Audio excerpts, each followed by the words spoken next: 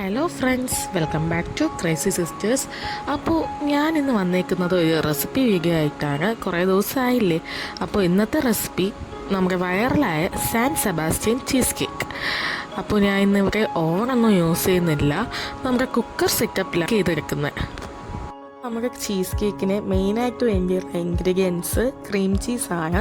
Cream cheese ഞാൻ പുറത്തുനിന്ന് വാങ്ങിയിട്ടില്ല, ഹോം മെയ്ഡായിട്ടാണ് ഉണ്ടാക്കിയെടുക്കുന്നത്. ഫസ്റ്റ് ഓഫ് ഓൾ അതിനായിട്ട് 1 ലിറ്റർ പാലെടുക്കുക. വെള്ളമൊന്നും ചേർക്കാത്ത പാലായിരിക്കണം. ഫുൾ ഫാറ്റ് മിൽക്ക് ആണെങ്കിൽ അത്രയ്ക്കും നല്ലതാണ്. പാലെടുത്തതിന് ശേഷം അത് ഒന്ന് ബോയിൽ ചെയ്യാൻ അനുവദിക്കുക. അതായത് തിളച്ച് മറിഞ്ഞു പോവുകയല്ല, ഒന്ന് ജസ്റ്റ് ചൂടായി വരിക, വാമായി വരിക. ആ സമയമാകുമ്പം 1 ടേബിൾ സ്പൂൺ വിനാഗിരി എടുത്ത് കുറച്ച് ആഡ് ചെയ്ത് അതൊന്ന് പിരിഞ്ഞ് വരുന്ന ഒരു ടൈം ആവുന്നത് വരെ നമ്മൾ സ്റ്റിർ ചെയ്തുകൊണ്ട് സമയം കഴിയുമ്പോഴേക്കും അതിലെ ആ പാലിലെ ഫാറ്റ് മാത്രം മുകളിലേക്ക് പൊങ്ങി വരും. ആ ഒരു ടൈം ആകുമ്പോൾ ആ ഫാറ്റ് മാത്രമായിട്ട് അരിപ്പ ഉപയോഗിച്ച് അരിച്ചെടുക്കുക. അരിച്ചെടുത്ത ഫാറ്റ് മിക്സിയുടെ ജാറിലിട്ട് അതിലേക്ക് കുറച്ച് ഫ്രഷ് ക്രീം ആഡ് ചെയ്ത് അതുപോലെ തന്നെ 1 പിഞ്ച് സാൾട്ടും കൂടെ ഇട്ട് നല്ലോണം നല്ല ഒരു സ്മൂത്ത് കൺസിസ്റ്റൻസി ആവുന്നത് വരെ ഒന്ന് മിക്സ് ചെയ്തെടുക്കുക. ഇപ്പോൾ നമ്മുടെ ക്രീം ചീസ് റെഡി ആയിട്ടുണ്ട്. ഈ ക്രീം ചീസിന് ഒരു എയർ ടൈറ്റ് ആയിട്ടുള്ള കണ്ടെയ്നറിൽ ഒന്ന് ഫ്രിഡ്ജിലേക്ക് വെക്കുക. ഒരു അരമണിക്കൂർ ഫ്രിഡ്ജിലിരിക്കേണ്ടതാണ്. നിങ്ങൾക്ക് വേണമെങ്കിൽ ഈ ക്രീം ചീസ് കുറച്ച് ദിവസം സ്റ്റോർ ചെയ്യാവുന്നതും കൂടെയാണ്. നമുക്കിനി ബാറ്റർ റെഡിയാക്കുന്നത് നോക്കാം. അതിനായിട്ട് നമ്മൾ നേരത്തെ ഉണ്ടാക്കി വെച്ചിരുന്ന ക്രീം ചീസ് ഒരു ബൗളിലേക്ക് ഇടുക. ബൗളിലേക്ക് ഇട്ടൊന്ന് വിസ്ക് ചെയ്തെടുക്കുക. അതിലേക്ക് നമ്മൾ പൗഡറാക്കി വെച്ചിരിക്കുന്ന ഷുഗർ ഒന്ന് ബാച്ചായിട്ടിട്ട് ഒന്ന് വിസ്ക് ചെയ്തെടുക്കുക.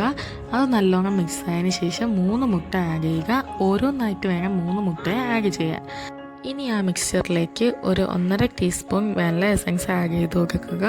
അതുപോലെ തന്നെ കുറച്ച് ഫ്രഷ് ക്രീമും അവസാനമായിട്ട് അതിലേക്ക് ഒരു 1.5 ടേബിൾ സ്പൂൺ കോൺഫ്ലോറും കൂടെ ആഡ് ചെയ്ത് വെക്കുക. എന്നിട്ട് നല്ലോണം മിക്സ് ചെയ്യുക.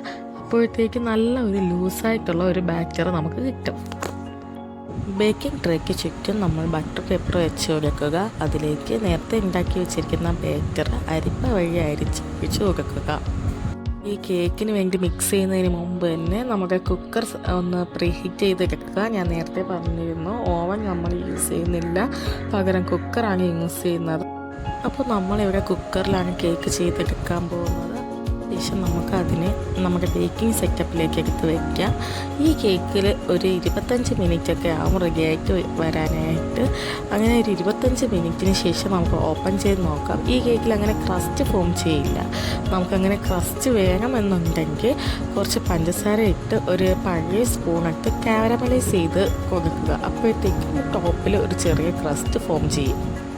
തണുത്തതിന് ശേഷം നമുക്കൊരു പീസ് കേക്ക് കട്ട് ചെയ്ത് അതിലേക്ക് നല്ല ചോക്ലേറ്റ് സിറപ്പ് ഒഴിച്ച് ഒന്ന് കഴിച്ച് നോക്കുക. വളരെ ടേസ്റ്റി ആയിട്ടുള്ള സാൻ സെബാസ്റ്റ്യൻ ചീസ് കേക്ക് ഇവിടെ റെഡി ആയിട്ട്. എല്ലാവരും ഇത് ട്രൈ ചെയ്ത് നോക്കണം. നിങ്ങൾക്ക് ഈ റെസിപ്പി വീഡിയോ ഇഷ്ടപ്പെട്ടുവെങ്കിൽ സബ്സ്ക്രൈബ് ചെയ്ത് സപ്പോർട്ട് ചെയ്യുക.